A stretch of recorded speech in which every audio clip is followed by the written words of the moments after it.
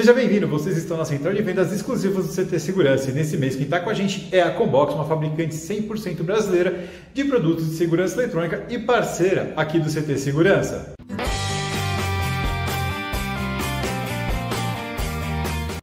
Olá pessoal, meu nome é Ricardo Rauco, eu sou CEO da Combox Tecnologia. A Combox é uma empresa especializada em desenvolvimento de hardware e software para o segmento de segurança eletrônica. A Combox tem 5 linhas de produtos para esse segmento. Nós temos controle de acesso, temos alarme corporativo, temos software PSIM, temos software para controle de data center e temos também uma solução completa de hardware e software para automação IP voltada para o mercado de segurança eletrônica, que é o assunto do dia. A nossa linha de automação IP ela consiste de hardware e software. A nossa linha de hardware se chama Multi-IO, extremamente robusta, extremamente simples e com uma ótima relação custo-benefício. Esses módulos eles são utilizados para qualquer aplicação que vocês queiram ligar alguma coisa ou queiram monitorar um sensor. Eles já são utilizados por vários softwares de VMS, a grande maioria. Os módulos são muito robustos, eles não dão manutenção, eles funcionam também como CLP. Vocês podem fazer uma programação no notebook de vocês, é uma tabela, não é nem programação. Vocês enviam esse programa para essa placa e os módulos passam então a executarem lógicas que vocês mesmos programaram. O mercado de segurança eletrônica tem muitas outras oportunidades, ou seja, é um novo nicho de mercado que vocês podem explorar, agregando valor ao serviço de vocês. É isso, pessoal. Agora que você já conhece um pouco mais sobre a Combox, quer conhecer um pouco mais ainda, link na descrição de uma live que nós fizemos, onde você vai entender muito mais sobre as multi-IO, sobre a automação IP e como ela pode trazer dinheiro e benefícios para você e seu cliente. Tem que aproveitar a oportunidade que a Combox traz de 11 a 25 de agosto. Você vai poder comprar qualquer um dos itens da linha de automação IP com 10% de desconto. E além de poder comprar com 10% de desconto, se inscrevendo no site que está na descrição, você também concorre a um tablet. Olha que fantástico! E você ainda vai concorrer, caso seja o integrador que trouxer o melhor negócio para a Combox. Além de ganhar um tablet, você também pode ganhar R$1.000 de premiação. É isso aí. Então, não perde a oportunidade e vamos lá.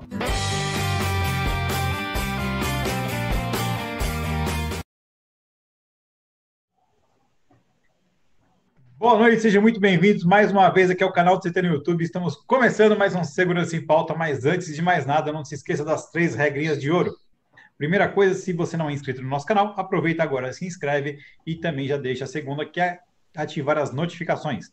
E a terceira é já deixar o seu like, afinal de contas, tudo isso que a gente pede é para ajudar a impulsionar, a influenciar o algoritmo do YouTube para levar esse compartilhamento de conteúdo para muito mais gente, tá ok? Então não se esqueça, se inscreva, ative as notificações e deixe o seu like.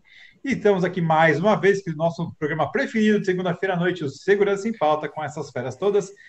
Josué, boa noite, tudo bem? Boa noite, Silvano. Boa noite a todos que estão conosco aí nessa noite de segunda, interagindo com mais uma edição do programa Segurança em Pauta. Hoje nós vamos compartilhar um pouco mais de um tema que ele é 100% atual e estamos tendo a grata satisfação de trazer para esse bate-papo a dupla digital, o Dr. Luiz Augusto Durso e nosso grande amigo Rodrigo Martinelli, para interagir com algo que talvez, apesar de já ter tido várias abordagens, é falar um pouco na prática, né, sobre a Lei Geral de Proteção de Dados. E para dar início a esse bate-papo, eu entrego aqui a palavra ao nosso amigo Daniel Coelho. Obrigado. É sempre um prazer estar aqui às segundas-feiras, às 19h30, e não tem como não agradecer à dupla digital, Dr. Luiz Durso, Rodrigo Martinelli, é um prazer tê-los aqui conosco. E é um tema que está extremamente assim, na pauta do dia, e mais do que nunca é realmente trazer aqui aquilo que vocês nadam de braçada, que é realmente essa questão, essa preocupação com os dados, né? Doutor Luiz Durso, eu vou iniciar contigo no aspecto de que o legislador ele conseguiu inserir dentro da Lei Geral de Proteção de Dados a questão do direito de ser esquecido, né? Em contraponto com as exceções do artigo 16, né? No caso especificamente do nosso segmento de sistemas eletrônicos de segurança, quando ocorre a gravação em vídeo de fato criminoso, né? Aí, de alguma forma, o preposto lá do controlador já tem lá o procedimento, ele vai pegar aquela estrutura e vai separar aquilo do HD de tal sorte que aquilo ali vai ficar para ser entregue ou para ajudar na persecução criminal, quer seja no início ali, na parte ainda de delegacia, ou direto para a parte efetivamente de Poder Judiciário. E nesse momento, ele atende aquela exceção lá do artigo 16, né, da linha A.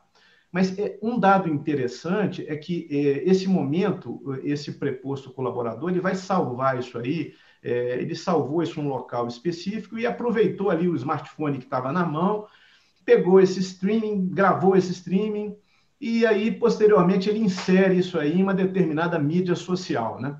E aí que vem a pergunta, né? Pois bem, nesse caso, o preponente, que é o controlador de fato, né? Em face ao ato aí do preposto, quem vai responder é o preposto, que é o controlador, ou ambos responderão por esse vazamento de dados? Boa noite a todos, boa noite pessoal, obrigado pelo convite para estar nesse programa tão bacana, falando de tecnologia, falando sobre segurança digital. Eu só posso agradecer ao Daniel, ao Josué, ao Nelson, Coronel Ramalho, Silvano e ao Vinícius pelo convite e saudar o meu colega, minha dupla no nosso canal Dupla Digital, o Rodrigo Martinelli, que é um parceiro. Daniel, sua pergunta é super interessante, porque esses casos concretos de momentos onde se debaterá responsabilidade de armazenamento e etc., são muito delicados. Então, você nos deu um caso concreto onde alguém, de alguma forma, teve acesso a uma gravação de um crime, de um caso ali de fato criminoso, e ele divulga nas redes sociais. Primeira coisa, Daniel, precisa verificar se essa divulgação gera responsabilidade, porque nem sempre uma divulgação de fato criminoso gera responsabilidade a quem divulga, porque se isso for numa forma de denúncia, e isso for para não prejudicar, não para expor o autor do crime ou a vítima, isso muitas vezes nem é punível. Então nós vemos, por exemplo, o exposed, essa nova tendência, esse nova hashtag, né? Eles usam como hashtag nas redes sociais, para expor pessoas que cometeram algum crime. Então coloca todo mundo lá exposed e coloca o fato criminoso nas redes sociais. Claro, não é o local para denúncia. Eu já alertei isso até na imprensa, que a rede social não é o local para se denunciar crimes. O local é a polícia, o Ministério Público, e essa gravação deveria ser levada às autoridades e não publicada. Mas vamos supor que, no seu caso concreto, houve um desgaste à imagem do autor do crime, ou a vítima, e o indivíduo que armazena os dados poderia ser responsabilizado. Ele terá, Daniel, para não ser responsabilizado, que comprovar que em seu armazenamento ali não houve omissão, não houve negligência, que ele não contribuiu de alguma forma para esse vazamento, porque não deixa de ser um vazamento. Ele é de maneira offline, você no seu exemplo, então ele pega um celular e vai filmar a tela daquela gravação, então é quase offline esse acesso, mas não deixa de ser um vazamento. Então, de alguma forma, alguém teve acesso ao banco de dados e vazou essa informação que deveria ser sigilosa. Então, a empresa deverá provar, como em qualquer vazamento, que agiu de maneira efetiva àquele que vazou não ter acesso. Mas e se ele for um funcionário? E se ele for alguém que teria acesso? Aí é um problema grave e a responsabilidade será, sim, da empresa, porque o funcionário que tem acesso, ele tem superioridade hierárquica, etc. E aí depois ele pensa em uma ação onde ele processará o seu funcionário e irá demitir por justa causa, etc. Mas a empresa que detém essa informação precisa preservá-la de maneira segura. E você bem lembrou, já também encerrando essa resposta, do direito ao esquecimento.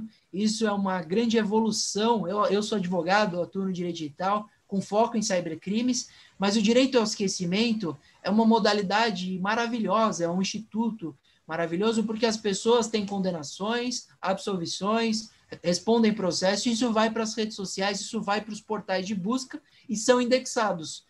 Então, tem muita gente que nem foi condenado, foi absolvido, e o primeiro resultado no portal de busca é exatamente esse processo que essa pessoa respondeu, e pode ser um crime dentro de casa, violência doméstica, isso acaba com a vida da pessoa. Então, com base na absolvição, poderia pedir que se remova, se desindexe essa informação dos portais de busca. E outra, até em condenação, depois de um prazo razoável, passa 5 anos, etc., poderia solicitar essa remoção, porque ninguém deve responder ou ter de maneira perpétua esse registro nas redes sociais e na internet. Então, é um instituto muito bonito. Respondendo assim a sua pergunta, não sei se eu deixei alguma questão em aberto, mas se deixei, você devolve aí outra pergunta. De forma alguma, doutor. Pelo contrário, eu acho que era importantíssimo, porque no nosso segmento isso é uma realidade. E daí a gente tem que deixar claro que as ações do preposto, o preponente vai assumir, não tem como, né? Ele vai provar que ele fez, mas o preposto agiu em nome dele, não tem como fugir a essa regra, né? E isso é um fato, né? Mas eu lhe agradeço muitíssimo e eu passo aqui a palavra ao Coronel Ramalho. Obrigado, Daniel.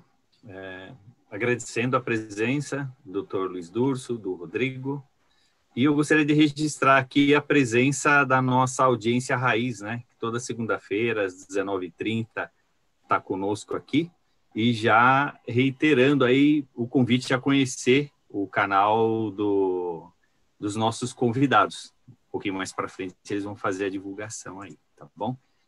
Então, conosco, desde o início, o Rodrigo Camargo, o Batista Rodrigues, o Rômulo Basílio, o Zenildo Ferreira da Silva, o Clear Zone Brasil, sempre presente, Benedantas igualmente, o Edeli Silveira, Nicley Finotti Ribeiro, o Roberto Rocha, Robson Bárbara, Marco Morelli, o Eitan Magal, obrigado Eitan, Rita Pérez, da mesma forma, Teane Silva, essa nossa audiência raiz aqui, que nos acompanha todas as segundas-feiras. Eu vou fazer a pergunta agora ao Rodrigo, agradecendo mais uma vez aí, Rodrigo, a sua participação, já nos honrou aí com a sua presença em outros episódios aqui do Segurança em Pauta. E, Rodrigo, aqui a gente tem na nossa audiência raiz aqui várias pessoas que trabalham nessa parte de fornecer serviços, né, voltados, fornecendo tecnologia e tudo mais. Então, assim, eu gostaria que você desse uma pequena linha introdutória, já que a nossa abordagem aqui é na prática, né? Uma empresa de pequeno e médio porte, né? Quais são, por exemplo, os passos iniciais, os cuidados que ela tem que ter já para a implementação da Lei Geral de Proteção de Dados, sempre levando em consideração aí aquela tríade, né? Processos, pessoas e a tecnologia. Hoje mesmo, só para ilustrar aqui, eu fui fazer inscrição aqui num curso que vai ter online, e aí já tinha essa observação se autorizava ou não esse compartilhamento de dados que a gente coloca na inscrição. Então, dentro dessa linha aí, bastante prática e tal, a gente contrata um DPO, como é que faz aí? Contrata uma consultoria gigante, o pequeno e para o médio, quais seriam os primeiros passos? Por favor. Bom, primeiramente, boa noite. Eu queria agradecer mais uma vez o convite. Esse convite foi para a Dupla Digital, então a gente está muito feliz, realmente, eu e o Dr. Luiz Durso, por estar aqui com vocês.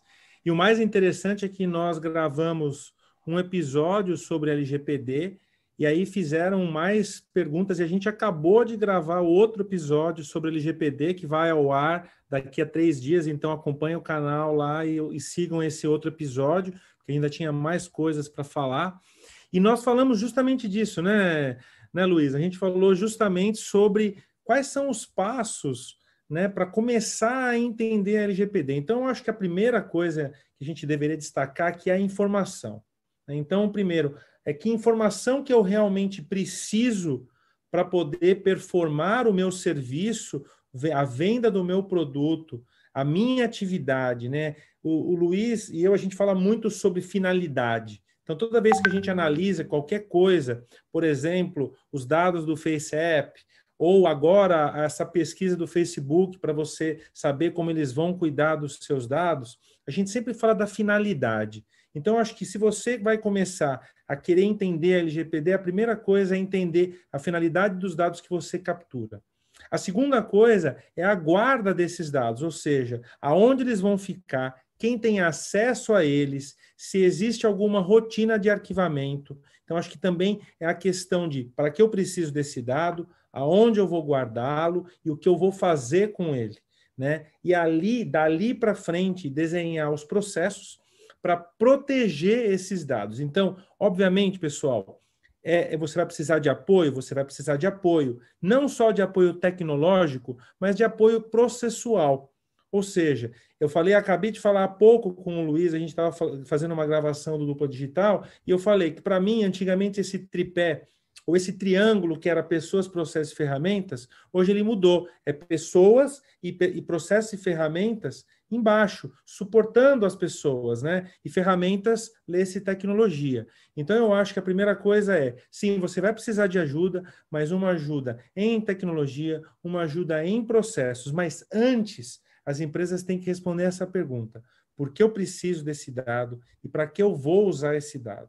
Não adianta hoje a gente subtrair informação das pessoas que estão comprando os nossos produtos e serviços e absorver todo esse dado querendo vender, porque depois, se houver um vazamento, eu vou ser punido. E não vai ser pouco, não, certo? A gente tem penalidades fortes na LGPD, além da perda da reputação e o incômodo de ter gente fuçando nas coisas que estão dentro da empresa, porque é isso que vai acontecer. A partir do momento que há uma invasão e o hacker passou por ali, a gente tem que descobrir aonde ele tocou. Aliás, a gente estava discutindo, inclusive, a diferença entre ataque, invasão e vazamento de dados. E a invasão, por si só, ela já fere a LGPD e ela já é algo para se questionar, porque uma vez que eu invadi, tive acesso, mesmo que eu não tenha subtraído essa informação e já tenha lido, ela perante a LGPD é sim uma falta, gera uma penalidade. Então, se você tem uma empresa hoje, pequena, média, você tem que primeiro responder essas perguntas e depois sim procurar apoio e sim, você precisa fazer alguma coisa. Porque se você não fizer, a hora que você tiver alguma situação, cibersegurança é um assunto complicado, bem complexo, você vai ser penalizado. E aqui nos Estados Unidos, 60% das pequenas e médias empresas que sofrem um ataque de cibersegurança deixam de existir. Então, eu quero fechar a minha resposta, Coronel Ramalho, dizendo, você tem que se mexer, porque vai vir as multas e, além das multas, existe perda de reputação e, principalmente, a confiança que você deixa de ter com o seu consumidor. Respondi a pergunta, Coronel? Poxa, bacana. E a finalidade é exatamente essa, né? Inclusive, quando a gente pensou aí no cronograma, né, com o Daniel e tudo mais, era justamente a gente trazer essas informações de forma oportuna, né? E lembrar aí as pessoas que nos acompanham, a nossa audiência raiz aí, que é justamente isso, né? Para a gente não aprender pela dor, porque aí, sendo empreendedor, a gente tem outras pessoas que dependem da gente, né? Então, essa função aí que vocês trazem no canal e nós aqui no nosso, exatamente tem essa finalidade, não é isso? É isso aí. Vou com o meu amigo agora, Nelson. Nelson, é contigo aí. Se puder verificar mais alguns colegas que estão nos acompanhando no nosso canal, seria legal. Ok. Muito obrigado, boa noite. Aí a Dupla Digital, Dr. Luiz Durso, Rodrigo Martinelli, é um prazer enorme tê-los aqui no Segurança em Pauta.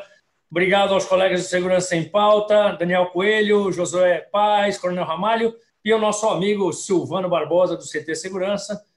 É muito bacana mais um programa aqui. Lembrando a todos que o Segurança em Pauta vai todas as segundas-feiras, às 19h30, e esse é um encontro que nós temos aqui no canal. Eu gostaria de agradecer a presença da nossa audiência, as pessoas que estão pelo chat, o Gerry Adriane, a professora Suzana Durão, Marilene Boschetti, o Marco Morelli, Marcelo Bando, Márcio Zilli, Batista Rodrigues, Mari FK, Edson Neri, Roberto Rocha. Sejam todos muito bem-vindos e muito obrigado pela audiência. E eu vou aqui me atrever a fazer uma pergunta ao Dr. Luiz Durso.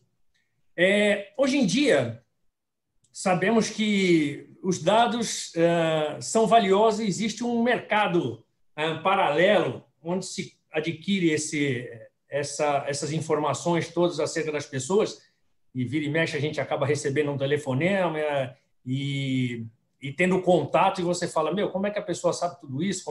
Aonde pegaram? Tal, e a gente sabe que existe um mercado negro. O LGPD, ele vai conseguir inibir ou interferir ou mitigar esse mercado, ou, pelo contrário, vai acabar o que você comprava por X, de repente elevando o preço por conta do risco e tal, assim como acontece um pouco aí com a nossa lei do desarmamento, né? Em que a gente acabou, essas leis acabam sempre atingindo diretamente quem age de acordo com a lei e não quem é contra. Obrigado mais uma vez pela presença. Boa pergunta. Obrigado pela pergunta, Nelson. Só complementando, o Rodrigo falou muito bem, muito bacana dessa questão de momento de adequação, e o Coronel tinha perguntado, a gente precisa de um DPO, e o Rodrigo explicou, né? Não é a hora, a gente não precisa de um DPO agora. A gente primeiro precisa de adequação, a gente primeiro precisa estar com a empresa de maneira a armazenar de maneira segura, armazenar o mínimo necessário, rever termos de uso, rever como é o trâmite de envio de informações. Então, é o momento, primeiro, de analisar a própria empresa, depois pensar em encarregar de proteção de dados, até porque, Coronel, quem vai fazer a comunicação DPO e carregado com o governo, com essa instituição, a própria Autoridade Nacional de Proteção de Dados, que nem existe ainda. Então, você não precisa de um DPO por enquanto. Mas a pergunta do Nelson é muito boa. Primeiro que é uma pergunta de possível previsão, difícil de se fazer, mas usando a prática como a nosso favor, usando a experiência a nosso favor, eu acho que temos, claro, um impacto de diminuição nesse mercado, porque hoje é descarada a coleta. Então, toda empresa está colhendo o máximo possível, o que puder ela está colhendo, porque ela sabe de alguma forma pode usar isso. E pode usar para quê? Então, pode usar para venda, pode usar para divulgação na internet, só vazamento, como aconteceu agora. Nós temos um site que chama Vaquinha, é um site que as pessoas fazem vaquinha, tinha mais de 8 milhões de usuários. Teve vazamento essa semana, vazou de todo mundo, mais de 8 milhões de usuários com os dados vazados. E sabe como a Vaquinha, o site Vaquinha falou, olha, a gente vai avisar quem teve o dado vazado nessa vulnerabilidade, mas só quem tinha o mínimo de crédito. Não vamos avisar todo mundo, não. E aí até me ligaram perguntando sobre isso, a imprensa, eu falei, olha, não existe essa prerrogativa, eles têm que avisar todo mundo, tendo crédito ou não. A LGPD é clara, mas a LGPD não está em vigor. Então, você vê que algumas medidas da lei são muito eficazes e muito efetivas. Então, ela vai diminuir a quantidade de coleta, o usuário poderá se empoderar e rebelar quando achar absurda a coleta de determinados aplicativos, porque hoje a lei vai obrigar que isso seja claro, que isso venha não em letras miúdas no final do contrato, e sim de maneira objetiva, e a anuência precisa ser também, isso é interessante, a lei muda em questão da anuência. Hoje a anuência pode ser tácita, a anuência pode ser mais ou menos, na LGPD tem que ser clara, objetiva, o usuário autoriza aquilo e ponto final. E aí a gente pega, Nelson, a Alexa de exemplo, assistente pessoal Alexa, que estava coletando voz, imagina um aparelho dentro da sua casa coletando o que você fala e mandando para os servidores da Amazon. Isso aconteceu. E por que aconteceu? Por falta de leis específicas, por falta de leis que obrigariam a empresa a não fazer isso, e se fizesse seria altamente multado e até muitas vezes eximada, a depender da multa, como disse o Rodrigo. A fraude, a invasão, a falta de credibilidade, as multas de um órgão como a NPD poderiam acabar com uma atividade. Então, a lei ela é eficiente na diminuição, no combate, não vai acabar, claro que não. Mas tem, claro, um efeito inverso, que quanto mais rara é a informação, mais valiosa ela será. Então, aquelas empresas ainda que vão colher dados poderão vender isso com um valor maior. Eu acredito que vai existir na Dark Web, na Deep Web, uma venda com isso sendo mais valorizado. Mas eu acredito que, como função completa de todas as empresas se adequando, o objetivo de diminuição de coleta e diminuição desses vazamentos será alcançado. Eu acredito que terá uma diminuição, porque elas vão ter que coletar melhor, armazenar melhor, elas terão mais responsabilidade. Hoje tem um mundo livre. Hoje você percebe empresas claramente de má fé. Então, uma seguradora do carro vem e fala assim, olha, você paga, vou assegurar seu carro, mas se você baixar o aplicativo, eu vou te dar 20% de desconto e um motorista que busca você toda vez que você consumir bebida alcoólica. Aí você pensa, pô, por que a empresa é tão generosa para eu baixar um aplicativo? Porque eu só tenho essa opção se eu baixar o aplicativo. E aí você começa a entender que amanhã que você aciona o sinistro, fala, eu bati o carro, eles vão falar, a gente não vai pagar, porque você estava acima do limite de velocidade, o nosso aplicativo mapeou isso, você autorizou quando baixou. Então você percebe que o benefício não é mais benefício. E quando a LGPD vigorar, o benefício deverá ser claro, a coleta clara, os objetivos claros, as finalidades. Então você percebe que a lei é positiva nesse sentido. E outra coisa, você será o dono do seu dado. Então amanhã você liga para a empresa, entra em contato e fala, remova os meus dados, eles têm que remover. Eles têm que remover, lógico, com as exceções da lei. Então aqueles que para exercício regular de direito, cobrança de dívida, isso tem que ser armazenado. Mas e o resto dos dados eles teriam que apagar. Então, a lei é positiva e eu acredito, sim, que será bastante eficiente na diminuição desses vazamentos, desses grandes feitos aí que hackers invadem e vazam milhões e milhões de usuários. Dados de milhões de usuários. Né? Maravilha, muito esclarecedor. Eu entendo que a gente tem que ter a Lei Geral de Proteção de Dados e, ao mesmo tempo, como tudo no Brasil, nós temos que fazer uma lei também criminal, uma sanção considerada para quem atua no mercado paralelo. Isso faz parte. Muito obrigado. Criminalizar a venda de dados é uma excelente sugestão, Nelson. Quem vende dados de terceiro deveria ser punido criminalmente. Hoje não existe essa previsão, de fato. Ok. Muito obrigado. Para Josué. Perfeito. Não muito distante, nós ouvimos, né, que profissionais que atuam com segurança pública e segurança privada, que talvez o maior tesouro, né, para se trabalhar com prevenção, com proteção às pessoas, aos mais diversos patrimônios, é o repasse rápido da informação com qualidade, né? E em alguns momentos sempre foi citado a importância dos dados, né? De sairmos dos achismos, dos opinismos, né, da vida e começar a trabalhar com os dados. E um pouco mais recente, a gente nota claramente a aproximação das pessoas que trabalham com gestão de segurança com pessoas da área de TI, né? E a gente vê que as vaidades estão sendo deixadas de lado, né? E cada vez mais a proposta é a soma da experiência de cada um, né, em relação ao ganho voltado ao interesse comum, né? E nesse sentido, Rodrigo, a gente hoje, né, para o programa Segurança em Pauta, a gente veio com um objetivo pontual, né, que é de contribuir um pouco mais com o repasse de informações que possam auxiliar a todos, né, que certamente terão que se apropriar desse assunto. É um tema muito novo, né, mas que demanda, apesar da complexidade, você já deu algumas dicas iniciais, né? Que talvez nós já podemos fazer algo, né, conjuntamente falando, em relação à proteção dos dados, né? As cautelas que já podem ser tomadas no dia a dia.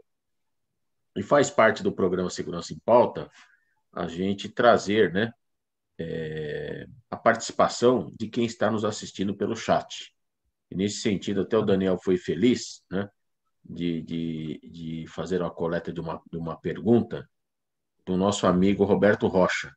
Ele faz parte de um projeto muito bonito que tem na cidade de São Paulo, se chama Segue de Boa, né? Iniciou lá na Vila Madalena, no Carnaval da Vila Madalena, né? E ele é um grande parceiro, né, institucional. E ele faz uma colocação, Rodrigo, e eu vou compartilhar contigo. ele diz o seguinte: existe uma certificação de qualidade ou eficácia para as empresas, no caso as empresas, né, que atuam com gravação em nuvem, serem diferenciadas em suas ações. A gente percebe que cada vez mais as tecnologias colaborativas, né, de integração entre a segurança pública com a segurança privada, ela vem com esse olhar da nuvem, né? E esse caminho, que até hoje ele é potencializado por meio de um conceito, né? A gente percebe que as pessoas, tanto a sociedade como as pessoas que têm a responsabilidade de guardar os dados, elas vêm direcionadas para a questão da nuvem. Por gentileza, Rodrigo. Bom, primeiro eu queria falar que a dupla digital funciona, né? Porque eu não respondi um pedaço da pergunta do coronel e o meu amigo Luiz foi lá e só, né, me ajudou a não esquecer de nada. E é aí que você vê que a parceria é forte, né? Segundo, que eu vou tentar não ser muito técnico nessa minha resposta, mas assim, na verdade, não existe uma certificação, ok? Mas o que a gente precisa entender na questão dos dados da nuvem é assim. Se você contrata uma empresa para armazenar os seus dados na nuvem, aquela empresa, e aí depois o Dr. Luiz pode até falar um pouquinho sobre a responsabilidade disso, mas hoje ela vende aquele espaço, aquele hosting na nuvem, né? Então, se você compra da Amazon, do Google, ou seja, de qualquer provedor, o que vai acontecer é o seguinte, ele tem a obrigação de fornecer a segurança, a certificação da proteção daquele dado dentro da nuvem. Então, a Amazon é total responsável pelos dados que estão dentro da nuvem dela, tá bom?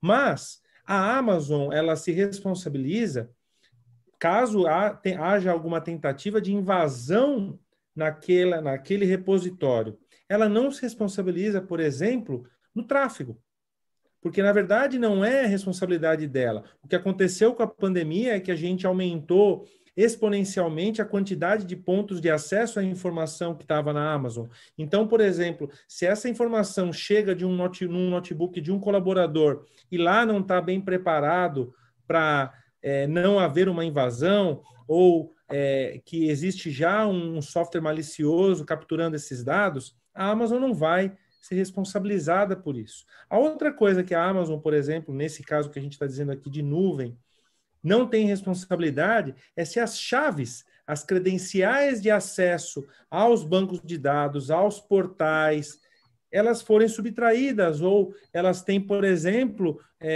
não sejam tão fortes ou um funcionário não fez o bom uso de onde guardá-las e deixou em algum lugar exposto. Então, não é só uma questão nem de tecnologia e nem de certificação, mas olhando a tecnologia como um todo, da arquitetura, como eu vou guardar, aonde eu vou guardar, né? E nós falamos um pouquinho ainda quando a gente falou com o Coronel Ramário, quando eu respondi a pergunta dele, isso também se estende para lá. A empresa que está fornecendo o serviço tem que garantir, mas você tem que garantir que esses dados, enquanto tráfego, eles também estarão resguardados. Então, uma VPN, né, o antivírus, a educação dos seus colaboradores, ela é fundamental e transcende o repositório dos dados. Eu espero que isso tenha ficado um pouco claro, porque a certificação em si da nuvem, ela não vai salvar a lavoura. E eu falo isso sempre. Cibersegurança não existe solução 100%. E a solução está em diversos lugares e a gente precisa, sim, com o nosso budget, com o nosso orçamento, fazer o melhor uso dele. Então, é assim que eu vejo essa questão de as certificações e aonde estão os dados. Para mim, o todo é muito mais importante do que apenas uma certificação. Josué, eu espero ter respondido para você. Nós estamos aqui num bate-papo muito interessante e até trazendo um pouco feedback aqui das pessoas que estão nos acompanhando. Vocês estão sendo muito assertivos, né, na forma de como abordar essas questões, né? Parabéns, né? Parabéns pela iniciativa aí de vocês, porque realmente nós podemos até contextualizar como uma aula sobre esse tema, né, no dia de hoje. Isso é muito bacana. O próprio Silvano, ele fez uma referência agora, né, da quantidade de pessoas que estão interagindo conosco, né? Então, a interação, ela mostra que talvez nós estamos no caminho certo, né? Ô, Josué. E vou registrar aqui que nós temos não poderia ser diferente. O Segurança em Pauta só traz profissionais de referência no mercado. Referência. Isso aí. Perfeito. Eu até fazer uma observação, né? Nós estamos aqui com a Edeli, né? O Edeli Silveira, ela é presidente de uma associação de bairro, né? Então, recentemente, a gente vê que é uma preocupação muito grande com as pessoas que estão à frente de somar com a segurança nos condomínios, né? Hoje nós temos no distrito de Perdizes talvez o maior incidente que nós temos hoje em toda a região são as invasões em condomínios verticais, né? Pela porta da frente, né? Sem arma de fogo, né? E os dados. É impressionante como as pessoas conseguem os dados, eles entram e falam, eu estou vindo aqui na casa do meu primo, Rodrigo, apartamento tal, né? Tem celular e tem todos os dados. Então, ela está participando conosco aqui. Eu acredito, Adeli, que o conjunto de informações vai somar com o seu trabalho, principalmente por você fazer esse trabalho tão nobre, né? Que é auxiliar na segurança de um bairro. E agora nós vamos partir, Rodrigo e doutor. Josué, sim. Posso fazer um adendo ao que você falou? Porque, assim, o Nelson fez uma pergunta para o Dr. Luiz, o Dr. Luiz pode até me corrigir depois, porque a gente sempre faz isso, mas, assim, existem os dados que a gente vai conseguir mapear pela LGPD e agora existem os dados da engenharia social. E aí eu queria levantar essa bola, porque você falou uma coisa muito importante, então eu quero dar algumas dicas. Por exemplo, que você falou, olha, Rodrigo, apartamento tal. Sabe o que acontece? A gente não tem noção das coisas que a gente posta nas redes sociais.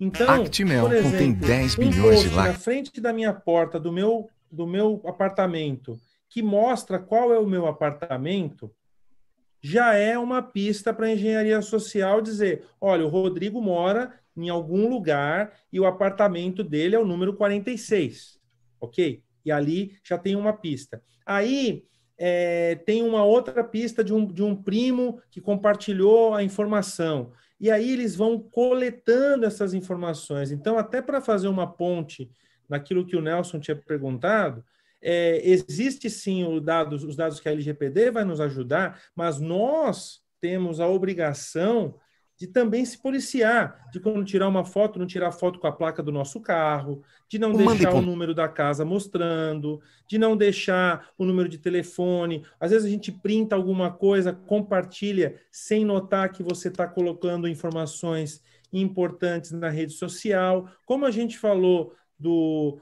de compartilhar o crime, às vezes a gente compartilha demais.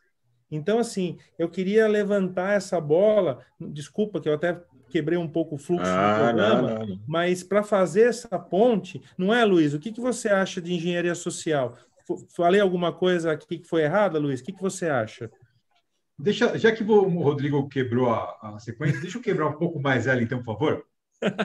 Que aí já vai entrar na resposta do Luiz. O que acontece? A engenharia social hoje ela tem um poder tão grande que hoje o criminoso está se profissionalizando e entender como as plataformas estão fazendo recursos para diminuir a ação deles.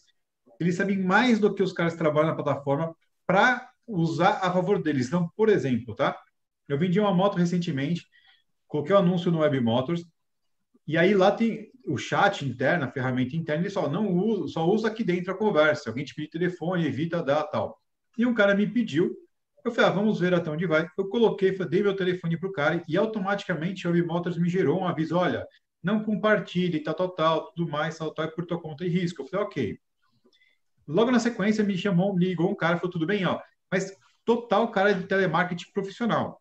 Sou fulano do Web Motors, seu cadastro, está vendendo um anúncio assim, assado, tal usuário pediu o seu telefone e você colocou, foi consciente, você está a par, foi você mesmo?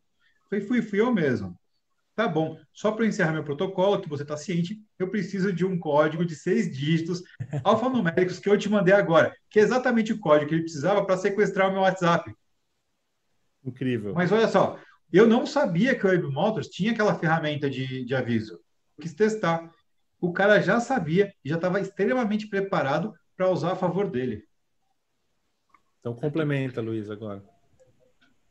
O Silvano lembrou do nosso famoso estelionato para acesso, o crime de estelionato, quando ocorre o acesso do WhatsApp e depois pede dinheiro emprestado como se fosse a vítima, e eles fazem isso com anúncio no WebMotors, um programa de TV, então o indivíduo liga e fala, tu vai chamar, você vai participar do encontro com Fátima, você quer participar? Lógico, eu quero. Por que não? Porque a gente viu na sua rede social que você trabalha com isso, vai ser muito bacana você participar. O cara, eu vou com muito prazer. Ah, que ótimo.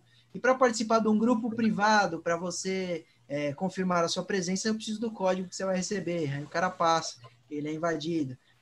De cobranças indevidas em sites. Então, fala, tem uma compra aqui de um notebook de R$3.000, eu estou ligando para confirmar uma compra em seu nome. Falo, não comprei nada. Então, para cancelar a compra, eu preciso do código. E assim por diante, esses criminosos seguem a sua atuação. Mas o Rodrigo bem falou, porque dado é poder. E nós temos isso uma ligação direta com fake news e com engenharia social. Porque o que eles estão fazendo para conseguir o código do WhatsApp é exatamente uma engenharia social muito bem feita, muito inteligente e muito elaborada. Então, eles têm os elementos da página e os elementos da vítima. Então, eles sabem o que a vítima...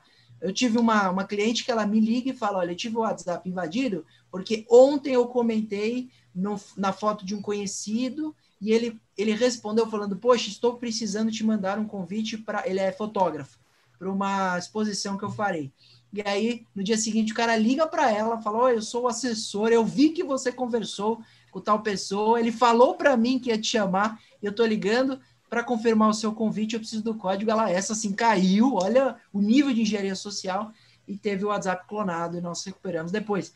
Mas é só um exemplo de como a engenharia social usada para o mal, e normalmente ela é muito eficiente. E com os dados, ela é extremamente eficiente. Então, o dado é poder. E eles usam o dado também para fake news. Então, é muito fácil manipular decisões, até plebiscitos e votações, sabendo que, por exemplo, o Josué, pelo seu perfil digital, tem um perfil de político que ele irá votar no partido X. E eu começo a bombardeá-lo de fake news, que aquele partido está envolvido em escândalo, que o presidente foi denunciado, o presidente do partido foi denunciado. Então, é muito fácil manipular decisões. Então, dado é poder. Perfeito, doutor Luiz Durso. Nós vamos partir agora para a segunda etapa, né, do programa Segurança em Pauta. E para dar início a essa segunda etapa, eu passo a palavra ao nosso amigo Daniel Coelho. Senhores, está excelente. Aqui realmente o pessoal está participando e muito. E dentre aqui algumas perguntas que foram colocadas, eu acho que dá para a gente ter uma ideia aqui para o Rodrigo, um dado muito interessante, Rodrigo, que a pandemia levou todos nós para casa, né?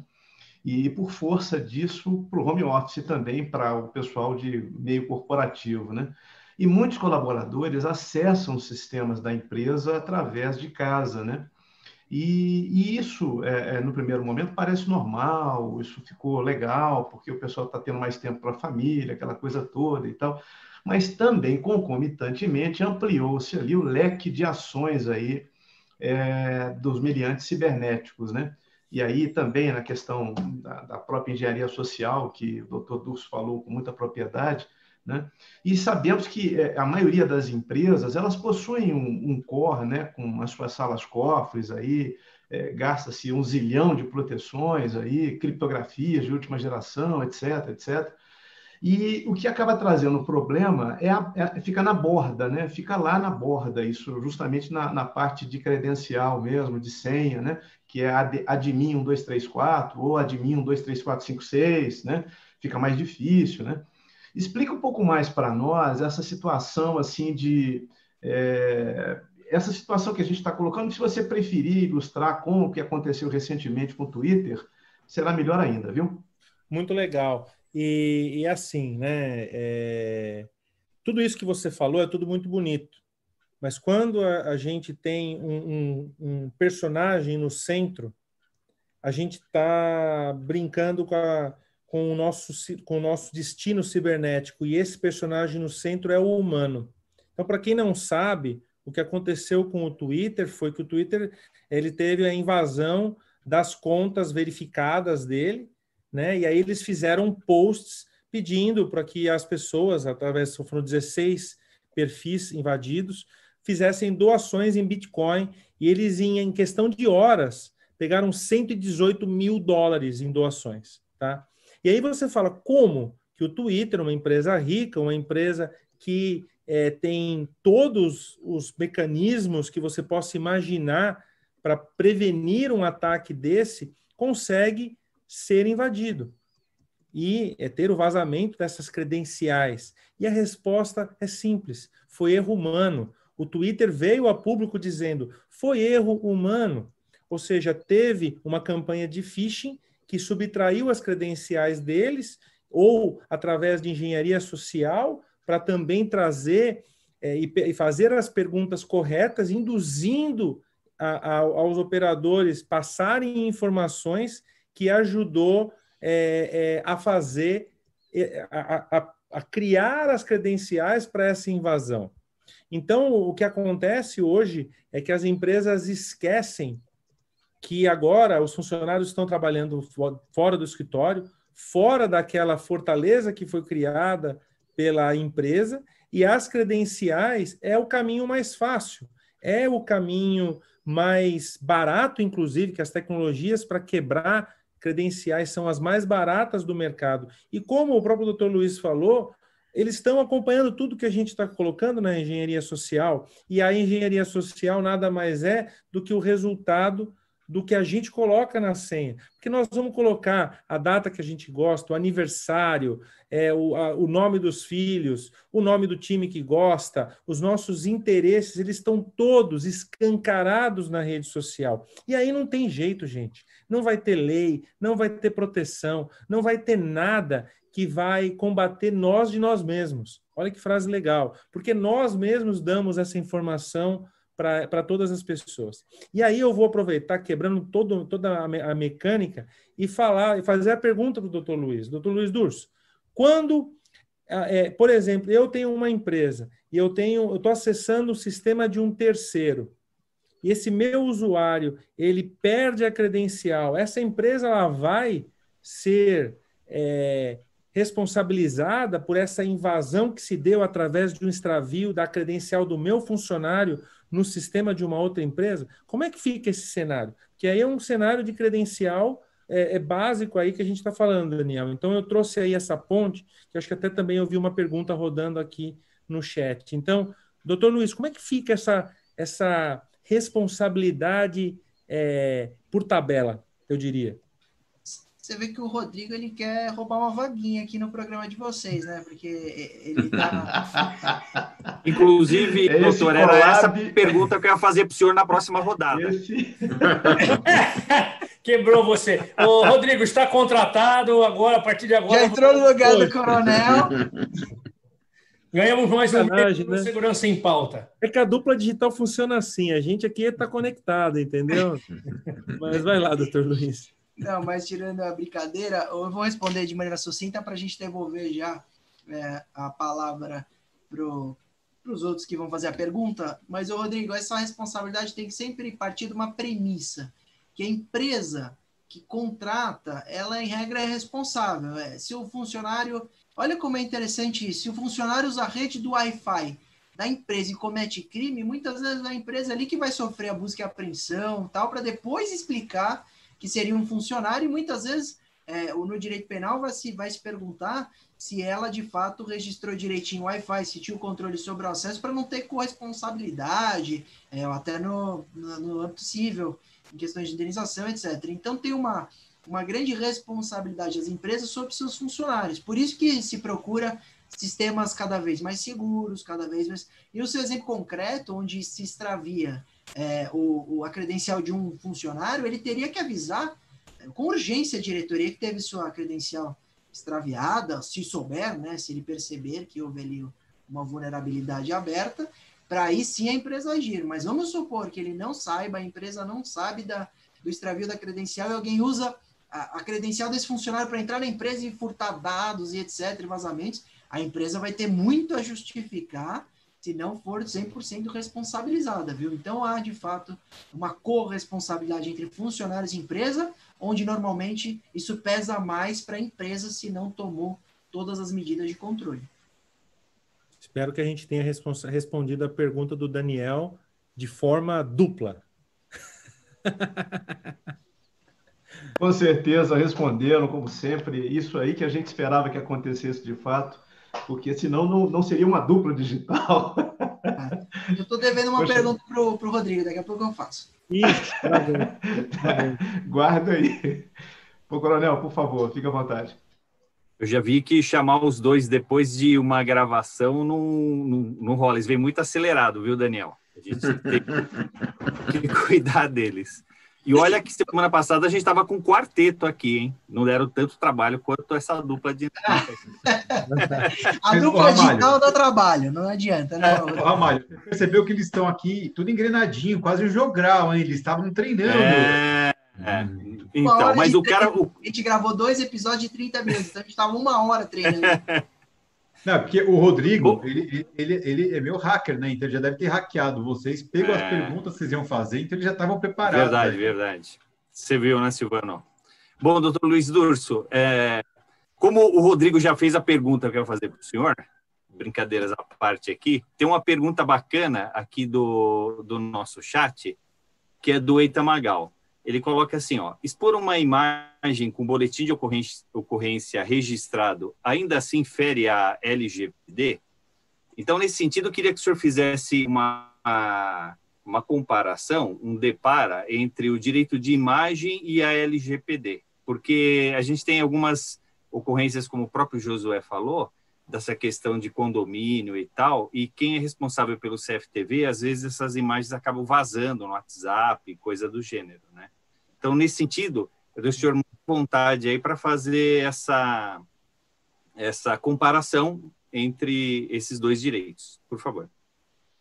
Bom, a sua pergunta é interessante, porque ela atinge vários pontos do direito, né? Atinge questões de direito da imagem, atinge questões de possíveis ofensas à imagem e à honra daquela pessoa filmada e também eventuais sanções previstas na LGPD. Então, precisa verificar primeiro o que seria essa imagem. Essa imagem pode ser uma foto, pode ser um vídeo, pode ser uma gravação de uma câmera de segurança. Isso interfere um pouquinho na resposta. Mas vamos presumir algumas coisas para a gente chegar numa resposta concreta. Então, vamos supor que um prédio armazena imagens de câmera de segurança, e essa imagem... mas aí, por que teria o boletim de ocorrência? Teria que ser de um fato criminoso. Então, essa imagem... Isso, exatamente. No caso do infrator, que eventualmente essa imagem depois ela é divulgada. Essa imagem do infrator divulgada dificilmente ensejaria punições da NPD. Porque a Lei Geral de Proteção de Dados e a Autoridade Nacional vai punir mau uso dos dados de usuários, de dados de pessoas que, de alguma forma, aceitaram essa coleta e entrar num prédio público ali, que tem gravação, o armazenamento precisa ser bem feito, mas aí muda tudo quando a questão do fato é a gravação de um crime.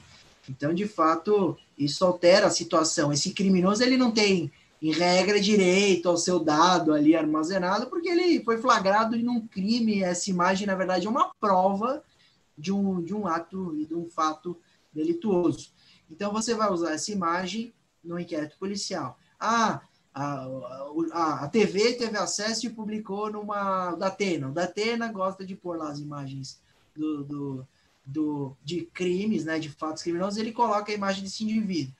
Se ele não for menor de idade, possivelmente isso vai ao ar e não terá punição nem da Autoridade Nacional de Proteção de Dados e nem de questões de direito à imagem, porque o criminoso ele perde certos direitos. Ele não é que ele abre mão do direito, mas em choque em relação a direito da informação, direito da publicidade, da denúncia, etc., em relação ao direito desse criminoso aí não ter a sua imagem divulgada, Isso mudou. Então, por exemplo, tem a lei de abuso de autoridade, onde ele não é obrigado a mostrar a sua cara. Antigamente, os policiais levantavam o rosto do indivíduo, faziam ele mostrar o rosto, lembra disso? Nesses vídeos, nesses sites e nesses programas de programas policiais, ele era quase obrigado a mostrar o rosto. Isso hoje, com a lei de abuso de autoridade, caiu. Ele não é mais obrigado. Se o policial fizer isso, ele pode responder até por abuso de autoridade. Mas e se a imagem é pública? Ele está cometendo um crime na rua e a câmera de segurança flagrou? Aí ele não tem direito. Isso pode, de fato, ser apresentado a público num programa de TV. Então, é muito subjetivo. Agora, num programa, ou numa imagem de um local privado, o indivíduo não cometeu um crime, isso foi vazado, poderia processar? Então, vamos supor, vamos pegar um caso concreto legal? Vamos supor que o indivíduo vai ao shopping comprar uma bolsa com uma mulher. Mas essa mulher não é a mulher dele, é a amante. Tá? Então, ele está no shopping, ele foi flagrado pela Câmara de Segurança do shopping e está com a amante. Ele não cometeu crime nenhum, ele cometeu só um ato imoral de estar ali com a amante no shopping. E essa imagem é vazada. Aí sim, nós poderíamos pensar em responsabilidade. Porque essa imagem não poderia ser divulgada, porque não tem crime nenhum, não tem nenhuma irregularidade. Ele tem direito à imagem, ele tem direito de estar com a amante no shopping. Então, esse exemplo concreto, você percebe que mesmo ele não estando fazendo a coisa mais certa do mundo, ele está com a amante no shopping, ele tem direito sobre seu dado e sobre sua imagem. Diferente do criminoso estar cometendo um crime em lugar público, isso vai para um programa de TV ou vai para a internet. É um pouquinho diferente porque tem o caráter de denúncia, etc. Mas usando o exemplo do amante, do indivíduo aí que pula cerca, ele teria direito e a ANPD poderia multar pelo vazamento de dados e ainda ele processar o shopping aí por questões de dano moral. Isso não acontece Obrigado, em shopping, só lembrando. Eu agradeço, doutor. Eu sempre falo o seguinte, você quer pegar alguma coisa desse tipo no shopping, é só pegar uma câmera de TV assim e começar a virar assim, aquelas pessoas que vão virando de costas e falam, isso aí tá pronto. Eu agradeço o doutor Luiz Durso aí em responder essa dúvida da nossa audiência raiz aí. Muito obrigado. Obrigado. E agora, esse mesmo, Nelson, é com você aí. Vamos lá.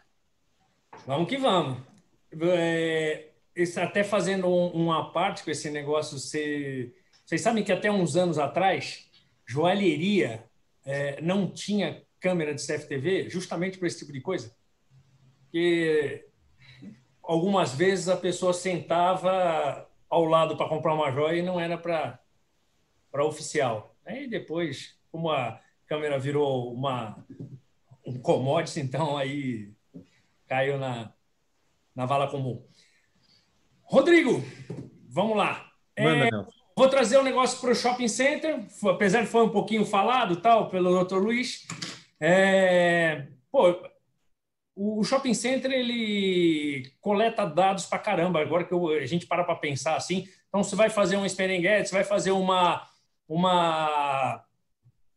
ação de marketing, seja Dia dos Pais, Dia das Mães, dezembro, Natal, tudo você pede nome completo, endereço, RG, então fica um banco de dados aí danado, né? E também na nossa central de segurança a gente coleta muitas imagens. E aí uma das minhas perguntas seria o seguinte: uma preocupação que nós temos é quando há uma ocorrência de relevância, normalmente a delegacia nos solicita imagens acerca daquela situação. E aí, no meio do caminho, quando você está lá no sofá sentado, você fala, meu shopping, minha ocorrência. E isso, no meio do caminho, vai parar na mão da imprensa. Pergunto eu, a LGPD, ela atinge também, ela vai, o agente público, ou eu responderei, ou isso é uma forma solidária, ou tem algum documento em que me isente da responsabilidade, porque uma vez eu fornecendo a imagem, ela pode parar em qualquer lugar, em qualquer veículo de comunicação, e isso às vezes atinge a nível nacional, né? E dependendo da situação, até internacional, enfim. Engraçado você perguntar isso, porque foi uma coisa que eu e o Durso discutimos há pouco, quando a gente estava gravando o Dupla Digital, porque, na verdade, a LGPD é para todos. Tá? Então, uma coisa que a gente tem que entender é que a ANPD ela é um órgão que vai se iniciar como público e que depois vai se transformar em um órgão, um organismo, né? E ele vai, inclusive, autuar o governo, ok? Então, assim, governo federal, governo estadual, os municípios, ou seja, essa responsabilidade não tem uma isenção. A NPD ela existe justamente para criar essa regra, né? E a execução da lei que está formada na LGPD. É assim, é do meu entendimento, eu vou pedir aí ajuda à minha outra parte da dupla digital, que é o seguinte, é do meu entendimento que vai haver um rastreamento dessa informação, né? Então, a conversa, né? E até eu vou agora até um pouco mais na parte de tecnologia. As conversas que a gente tem são criptografadas, né? Então, por exemplo, tudo que eu converso com o Daniel no meu WhatsApp é criptografado e só eu e ele podemos ver. Mas a partir do momento que eu começo a compartilhar essa mensagem, eu consigo fazer o rastreamento dela. Então, de onde sair, né? Então, aí, quando houver um evento e eu tiver uma questão de cibersegurança forense, eu vou conseguir fazer o rastreamento disso. Então, não acredite, pessoal, e agora eu vou falar uma coisa que, quando eu falei outro dia aí num outro fórum, gerou uma série de coisas, né? Já que o Dr. Durso começou com essa história de sair com a amante, eu vou falar sobre... Não de sair com a amante. Me comprometa. Não, exemplo. Me comprometendo. Que dupla é essa? Que dupla é essa? Eu vou falar daquela questão de você usar o browser no modo privado. Então, José até saiu. José desistiu depois desse seu exemplo. De usar o modo privado. Não, o exemplo que o Dr. Durso deu sobre, né, a questão imoral. Por exemplo, você usar o modo...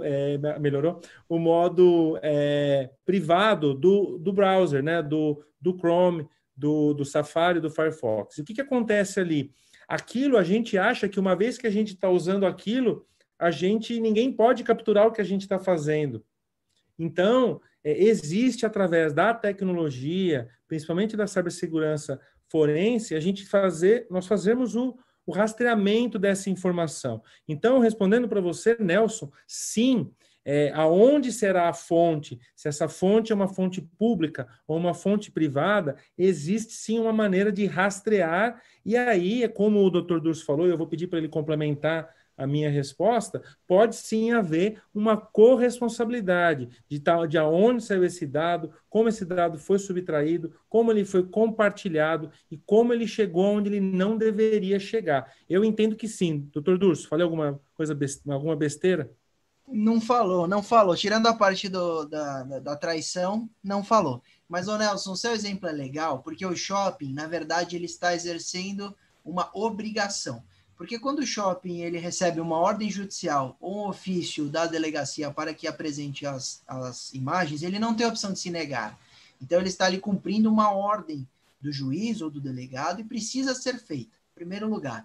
Então, isso, quando ele informa, envia e apresenta à delegacia esse material, ele se exime de qualquer responsabilidade posterior, porque o novo titular ali de armazenamento, o novo grande responsável é a delegacia quem receberá essa informação. Então, se houve vazamento para a imprensa, será de responsabilidade da delegacia, do delegado, do escrivão, alguém que vazou. E o Rodrigo bem lembrou, a ANPD e os órgãos aí que vão fiscalizar, eles vão multar até o poder público, até aqueles que armazenam e são de atividades públicas. Então, você teria aí, mas nesse caso, teria coisas muito mais importantes do que... Isso é engraçado, isso é interessante acompanhar, porque as pessoas focam tanto em LGPD, falam, não, vai ter multa da NPD. Mas quando tem vazamento de uma câmera de segurança, de um inquérito policial que é sigiloso, você tem violação de sigilo profissional, você tem outros, até crimes, que são muito mais graves do que o vazamento do dado. O mero vazamento aí já consumaria esse crime. Então, a NPD fiscalizar isso vai gerar até um bis in idem. É meio estranho, vai ser estranho. Por isso que a gente vai ver na prática como vai funcionar isso. Mas eu vejo aí até questões de crimes de violação do segredo da informação, etc., porque, em regra, os inquéritos têm segredo de justiça e essa imagem não poderia ir para a imprensa. Então, vai ser um caso um pouco maior do que a preocupação de se a LGPD vai punir a delegacia, mas o shopping, nesse caso concreto, estaria totalmente eximido de responsabilidade, porque cumpriu uma ordem que ele precisa exercer ali e responder. Muito bom. Excelente, excelente. Muito, muito claro, a resposta é muito, muito bacana. A gente tem bastante preocupação, porque o que a gente gera de imagem imagina, são 24 horas, então a gente tem um armazenamento grande aí. E até nós tivemos, eu soube de alguns empreendimentos que pararam com a detecção facial, até por conta desse lado ainda indefinido, né, de como ficará. Então, a pessoa passa pela câmera, coleta a imagem dela, faz um paralelo com aquilo que você já tem armazenado e tem um risco muito grande nisso daí. Muito obrigado. Josué, contigo. A gente vem acompanhando aí um conjunto muito grande de informações, de conteúdo, né? E assim, chegamos a um entendimento razoável, né? Que esse tema, apesar de ser um tema novo, ele é muito abrangente, né? E aí, nesse sentido, nós temos voltando para essa questão da segurança, das pessoas que trabalham com segurança, né? Hoje, há locais que é uma prática a coleta de dados, né? Que são os ambientes controlados, né? Então, existe há muito tempo essa prática onde, para você entrar nos mais diversos empreendimentos, e voltando à questão dos condomínios, né? Você necessariamente precisa apresentar um conjunto de informações e, por muitas vezes, até o registro da sua imagem, né? Nesse sentido, Dr. Luiz Durso, né? Trazendo um paralelo com a Lei Geral de Proteção de Dados. Há algo que diz em relação a essa coleta de dados no seguinte sentido, de uma previsão do que realmente é necessário para uma pessoa adentrar a um estabelecimento, quais os dados, algo no sentido do armazenamento, né? Será que realmente precisa ter por 1 ano, 2 anos, né, essa coleta de dados? A pessoa que, por incrível que pareça, vai uma vez só naquele local, né? E no caso do extravio, há uma responsabilidade prevista já, não? Por gentileza, doutor. Obrigado pela pergunta, Josué. E sua pergunta ela é excelente. Ela é a melhor pergunta quando a gente fala de LGPD, porque ela é a mais palpável, ela é a mais simples de se entender como essa lei é importante. Porque você começa a pensar, poxa, eu vou entrar num prédio, aí eu dou meu nome, meu endereço, meu RG, meu CPF, meu dado biométrico para subir um prédio, e meu dado biométrico é a senha do meu banco. Eu faço saque por dado biométrico, isso vai ser armazenado no computador, na porta do prédio, onde tem um segurança e qualquer ladrãozinho de farmácia encosta ali e leva o HD. Então, é extremamente insegura essa informação.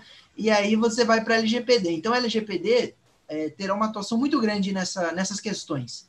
Tá? E aí você me pergunta, e tem um rol? O que armazenar? Não tem um rol. Não tem essa resposta na lei. Ela fala o mínimo necessário. E qual é o mínimo necessário para o indivíduo subir no prédio? Precisa de nome, RG, CPF, endereço, dado biométrico? Eu não sei, talvez a NPD tire essa dúvida. Por enquanto, a gente não sabe a resposta, a gente sabe que é o mínimo necessário. E aí cada prédio vai responder que o mínimo necessário são aquelas informações. Tudo bem, armazene, desde que as pessoas autorizem, né, a finalidade e tenha anuência na coleta, mas armazene com segurança. Porque se você não criptografar, se você não armazenar com segurança e houver o extravio e houver o vazamento, a punição é como se houvesse um vazamento de uma empresa qualquer, seja ela qual for. Seja o Google, seja a portaria do prédio, vai ser punida igual nos patamares de quanto aquela empresa tem de renda e quanto ela fatura no ano. Então, será aí o cálculo, mas terá punição igual. Então, você percebe que a lei ela vai se aplicar para todos os casos, seja microempresa, seja a portaria do prédio, seja um e-commerce que o indivíduo colhe os dados daquele que ele vende. Então, será um momento de reflexão para as pessoas, de fato, refletirem se para entrar num prédio, se para subir num prédio a gente precisa tirar foto de todo mundo. Ah, mas é para segurança, vamos manter. Tá bom, vamos manter, mas vamos investir em segurança. Então, o que eu vejo hoje é repensar os dados colhidos e a segurança que tem. E agora eu vou fazer a minha parte da dupla digital. Rodrigo, esse armazenamento do prédio é seguro? Você que é da parte de tecnologia, você vê esse armazenamento como seguro? Durso, obrigado aí pela ponte. Você falou uma coisa antes, eu quero fazer um complemento, que é a finalidade, né? Eu falei lá na primeira resposta que o coronel perguntou sobre a finalidade, né? Então, a gente precisa estudar realmente a finalidade, para que eu preciso daquela informação e aí fazer a nossa triagem.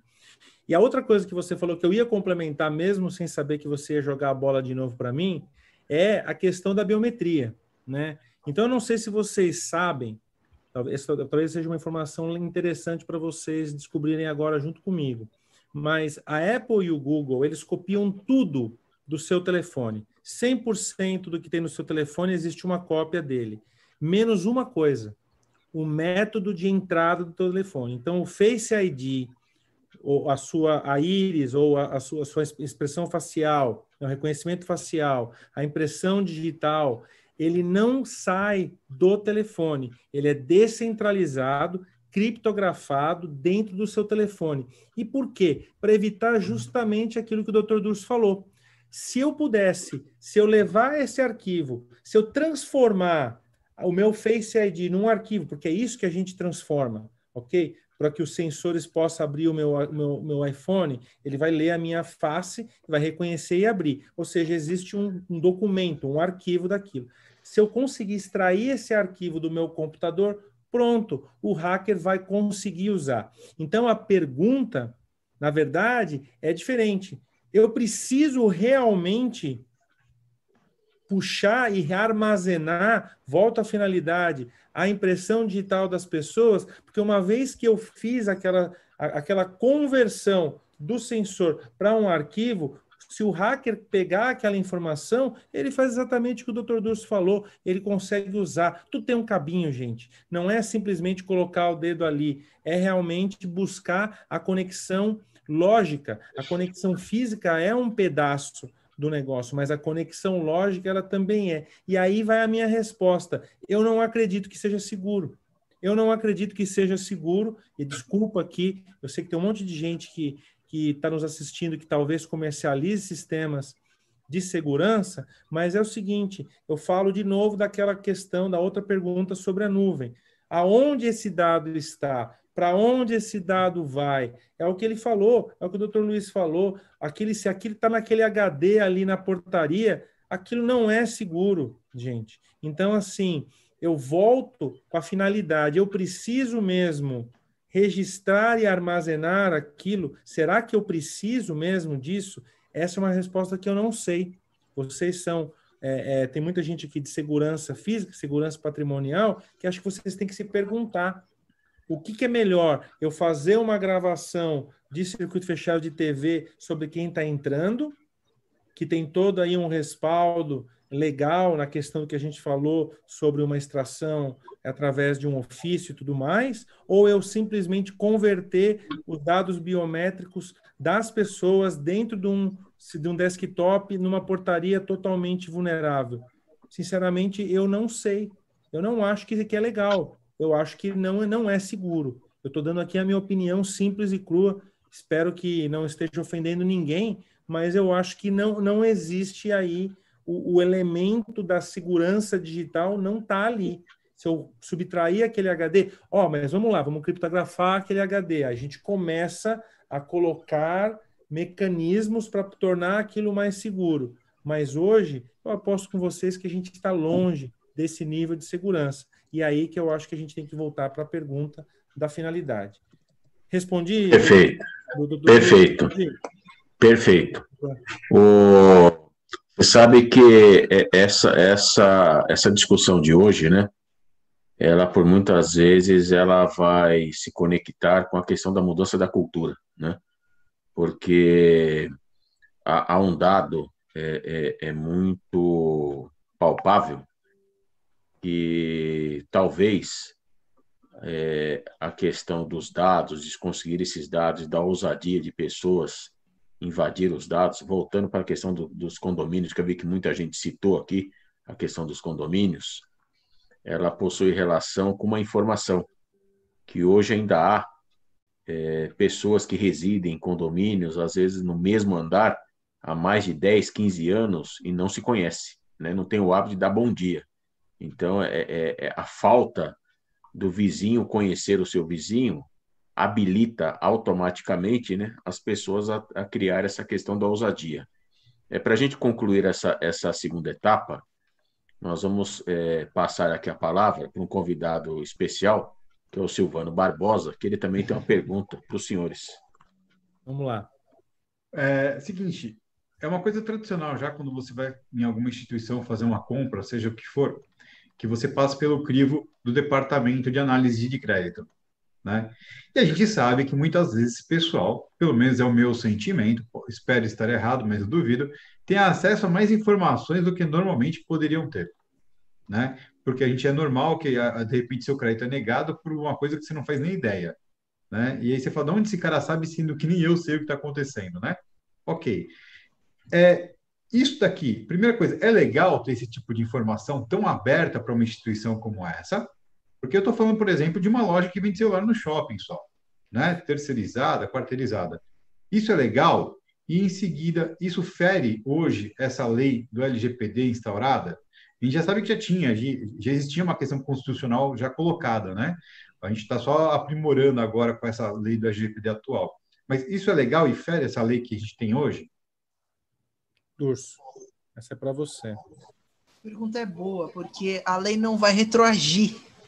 Então, a lei entra em vigor e ela acaba mudando a partir de então. Então, algumas empresas que têm muitos dados e elas já colheram e elas não vão colher mais, só vão armazenar, fica uma discussão aí se elas precisariam retomar a conversa com o titular para ver se elas podem continuar armazenando. Em regra, não precisariam, se elas já têm lá seu nome, RG, CPF, crédito, tudo que você tem na vida, né? Que essas empresas de fato sabem mais do que a gente, do que os nossos pais, inclusive, elas em tese não precisariam da sua autorização, porque você de alguma forma autorizou lá atrás, ou elas conseguiram ter acesso a essa informação lá atrás, e a lei LGPD obrigaria, se você de alguma forma hoje concedesse um pouco mais de acesso, talvez usasse a LGPD para você solicitar e verificar o que eles têm armazenado, aí sim a LGPD poderia servir. Então,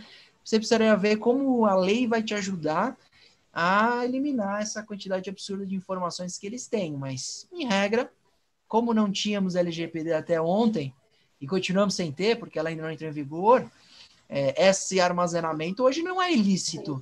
A gente nem sabe de onde eles tiram esses dados. Se eles compraram o banco de dados, sempre foi permitido comprar banco de dados de empresas que estão colhendo de maneira lícita. Então, eles vão lá e compram num banco, depois compram no outro, compram na internet, compram das redes sociais. Eles vão ter muita informação sobre você. Isso estava permitido, nunca foi proibido.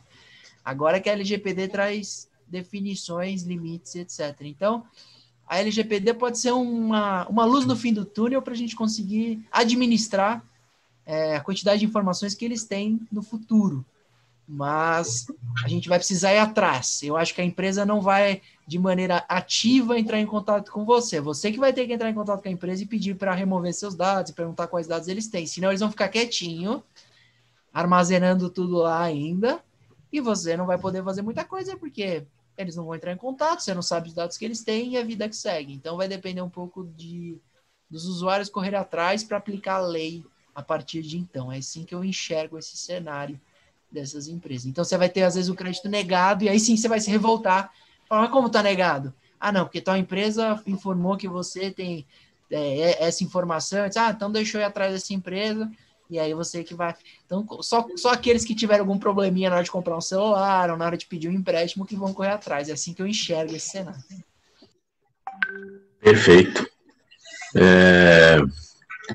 Aqui, voltando para a questão do bate-papo, de associar o bate-papo com as pessoas, as dezenas de pessoas que estão aqui acompanhando, né? O nosso amigo Marcelo Bando, ele parabeniza, né? A prática de hoje, a abordagem de hoje, e agora nós vamos partir por uma etapa bem interessante, né? Que é a terceira e última etapa, né? E para conduzir essa etapa, eu vou devolver a palavra aqui ao doutor Daniel Coelho. Meus caros convidados, eu gostaria de fazer uma pergunta única para os dois, né? Porque essa é a fase, doutor Dulce, que a gente pede, e o Rodrigo sabe muito bem disso, porque ele já esteve aqui com a gente, e ele sempre estará aqui, porque inclusive está no lugar aqui de alguém, não sei de quem, é de que a gente pede uma dica no final, né? Mesmo sabendo que ela não entrou, mas nós sabemos que o Tribunal de Justiça tem dado decisões nesse sentido, porque é uma lei de 2018, né? Tá certo que você tem a sanção que foi sobre Estado, mas você tem aí a estrutura e não adianta, né? O brasileiro deixa isso para o último dia, né? Então, assim, uma dica dos senhores seria muito importante, mas antes disso eu quero dizer que eu já deixei aqui para os nossos amigos e para toda a audiência o link dos 2 programas que vocês já fizeram, tá? Já coloquei aqui e digo para todos, né, com um bom collab, e é realmente o que a gente está fazendo de melhor aqui com os senhores, para que possam conhecê-los, para que possam ver o conteúdo de vocês, que eu sou realmente de carteirinha lá de vocês, eu estou sempre lá, e foi muito legal tudo que vocês estão fazendo. Meus parabéns e dê uma dica para nós, por favor. Obrigado, Daniel. Rodrigo, vamos dividir a resposta eu respondo a dica para a pessoa física e você responde para as empresas se adequarem, etc. Vamos dividir assim? Vamos lá, vamos dividir assim.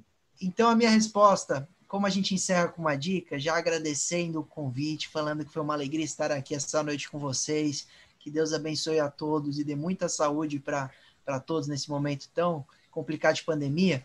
A dica é que todo usuário chegou no momento de empoderamento. Chega de coleta absurda de dados e a gente achar que está tudo bem, a gente achar que é assim que funciona. Então, nós estamos numa estrada onde nós chegamos ao ponto onde a coleta está dentro de nossas casas, ouvindo o que falamos, e isso é inadmissível. Então, chega.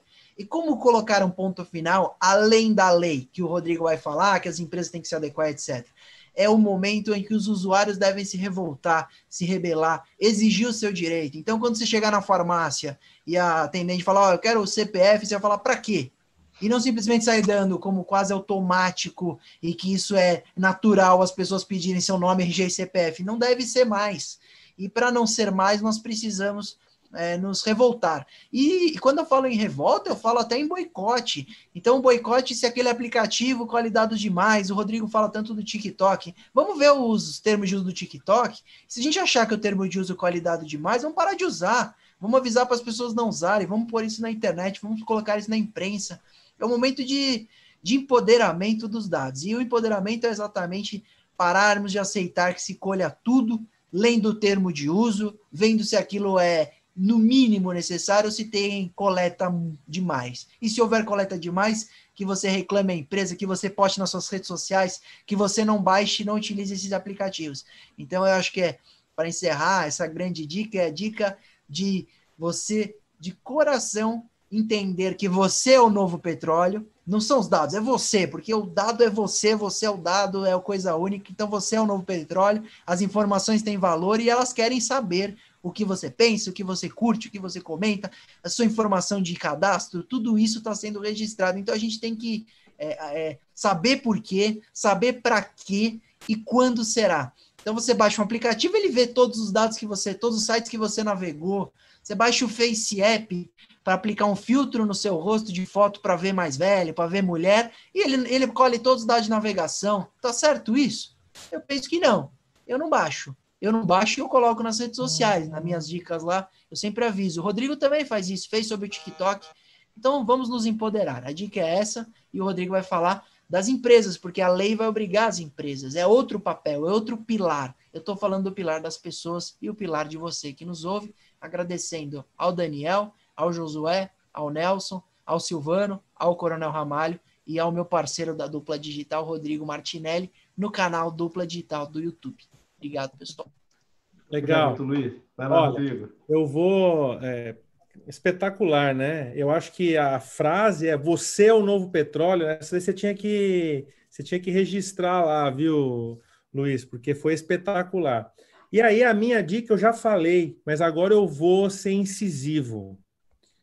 A finalidade, por que que as empresas precisam coletar? Vou dar um exemplo, isso é uma coisa que a gente faz bastante no Dupla Digital. Aqui nos Estados Unidos, o Social Security Number, que é o CPF, ele não é uma informação pública. Ele não é uma informação que você dá em qualquer lugar. Pelo contrário, algumas pouquíssimas situações você precisa colocar o seu Social Security Number, o seu CPF daqui, e a empresa que faz a utilização dessa informação precisa ter um processo especializado para a utilização dessa informação. Então, a minha dica é: você empresário, você executivo, diretor de empresa, conselheiro, vá atrás de que tipo de dado a sua empresa realmente precisa ter para fazer a execução da finalidade do seu negócio, para que depois você possa não sofrer nenhum problema, nenhuma sanção relacionada à Lei Geral de Proteção de Dados. Então, olhem a finalidade, olhem aonde como vai ser armazenado esse dado e tudo mais. Então, essa é a minha... Depois do Você é o Petróleo, né? Você é o Petróleo estragou tudo, né? Agora a minha pergunta ficou pequenininha. Tanto é que eu estou utilizando aqui um subterfúgio de falar de coisa que eu já falei, porque Você é o Novo Petróleo acabou. Então, a resposta é a finalidade e a guarda de dados é fundamental para que você, empresário, você, executivo, não tenha problema com os seus dados. Ok? Excelente. Quero agradecer Josué, Daniel, Coronel Ramalho, Nelson, Silvano e, obviamente, ao Dr. Luiz Durso, meu grande parceiro da Dupla Digital. Espero que não tenha ficado bravo com a minha brincadeira, mas para a gente também precisa dar um pouco de risada, né? Mas, enfim, uma oportunidade muito legal de estar aqui com vocês, viu? Mesmo, acho que foi muito legal essa experiência aqui da Dupla Digital com vocês. E aí segue a gente lá no nosso canal do YouTube, no nosso Instagram, e lá tem muita coisa. Tanto o Dr. Luiz Durso quanto eu, a gente coloca muitos destaques e vídeos sobre coisas práticas. O nosso objetivo da Dupla Digital é justamente fazer com que vocês, com todos nós, nos eduquemos e entender que esse empoderamento que o Dr. Luiz Durso falou é o que eu falo no meu Instagram. Você é responsável pelas coisas que estão dentro do seu smartphone. Você tem que saber o que tem lá. Então, fica aqui o meu muito obrigado pela oportunidade de participar com vocês. Muito obrigado, Rodrigo. Dr. Luiz Durso, muito obrigado. Eu acho que você dá a luz aí para uma coisa muito legal, que é o fato da gente deixar de ter vergonha de ser cidadão, né? De reconhecer realmente esse empoderamento, né? Afinal de contas, nós somos um cidadão / petróleo. Grande abraço a todos. Josué, por favor. LGPD na prática, né? Com a Dupla Digital. Uma missão cumprida, né? Parabenizar os convidados, né? O Rodrigo Martinelli, o Luiz Durso, né? Pelo emprego das palavras, né? Habilidade muito perceptível, né? Com o tema.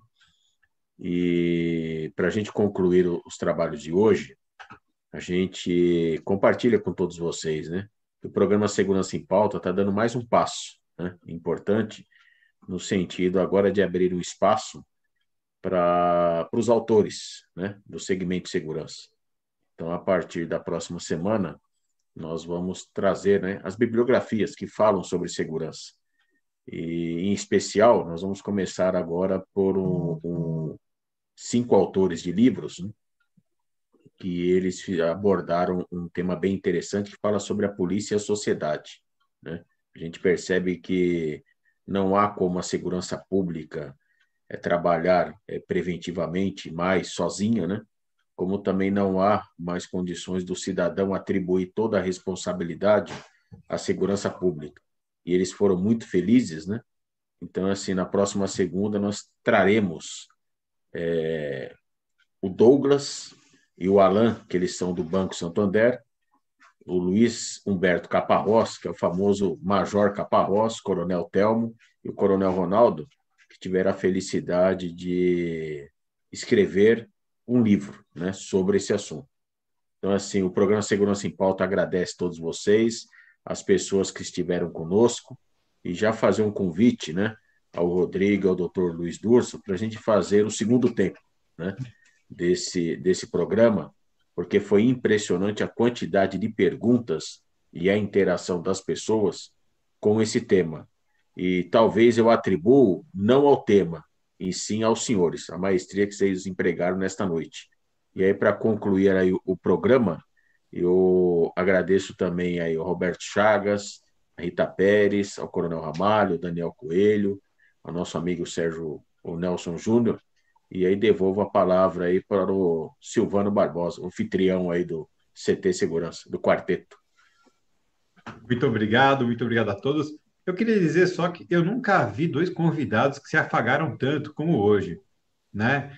Mas ok, né? É intimidade, estamos muito tempo gravando junto, né? Essas coisas acontecem mesmo.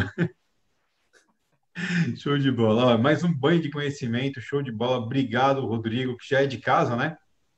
Rodrigo, daqui a pouco é onipresente no canal do CT. Muito obrigado pela tua presença aqui com a gente. Obrigado, Dr. Durso, um prazer conhecer você. Obrigado, Josué. Obrigado, Coronel Ramalho. Obrigado, Nelson Júnior, Daniel Coelho. Sempre muito bem-vindos. Não se esqueçam, toda segunda-feira, às 9h30, a gente tem esse encontro marcado aqui no Segurança em Pauta. Amanhã, a programação do CT, ela volta às 8 horas da manhã com o Café com Segurança. Temos um convidado que é o nosso apresentador do painel de rastreamento. Vai estar com a gente amanhã no canal do CT, do Café com Segurança. E é isso aí, a gente vai ficando por aqui e espera vocês daqui a pouquinho. Um abraço, tchau, tchau. Tchau, obrigado. Seja bem-vindo, vocês estão na central de vendas exclusivas do CT Segurança e nesse mês quem está com a gente é a Combox, uma fabricante 100% brasileira de produtos de segurança eletrônica e parceira aqui do CT Segurança.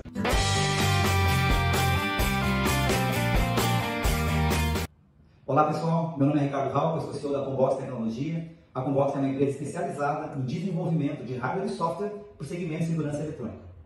A Combox tem 5 linhas de produtos para esse segmento. Nós temos controle de acesso, temos alarme corporativo, temos software PSIM, temos software para controle de data center e temos também uma solução completa de hardware e software para automação IP voltada para o mercado de segurança eletrônica, que é o assunto do dia. A nossa linha de automação IP ela consiste de hardware e software. A nossa linha de hardware se chama Multi-IO, extremamente robusta, extremamente simples e com uma ótima relação custo-benefício.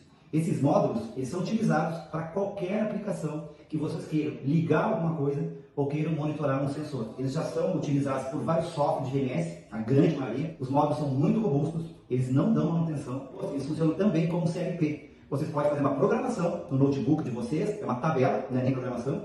Vocês enviam esse programa para essa placa e os módulos passam então a executarem lógicas que vocês mesmos programaram. O mercado de segurança eletrônica tem muitas outras oportunidades, ou seja, é um novo nicho de mercado que vocês podem explorar, agregando valor ao serviço de vocês. É isso, pessoal. Agora que você já conhece um pouco mais sobre a Combox, quer conhecer um pouco mais ainda, link na descrição de uma live que nós fizemos, onde você vai entender muito mais sobre as multi-IO, sobre a automação IP e como ela pode trazer dinheiro e benefícios para você, seu cliente. Tem que aproveitar a oportunidade que a Combox traz de 11 a 25 de agosto. Você vai poder comprar qualquer um dos itens da linha de automação IP com 10% de desconto. E além de poder comprar com 10% de desconto, se inscrevendo no site que está na descrição, você também concorre a um tablet. Olha que fantástico! E você ainda vai concorrer, caso seja o integrador que trouxer o melhor negócio para a Combox. Além de ganhar um tablet, você também pode ganhar R$1.000 de premiação. É isso aí. Então, não perde a oportunidade e vamos lá!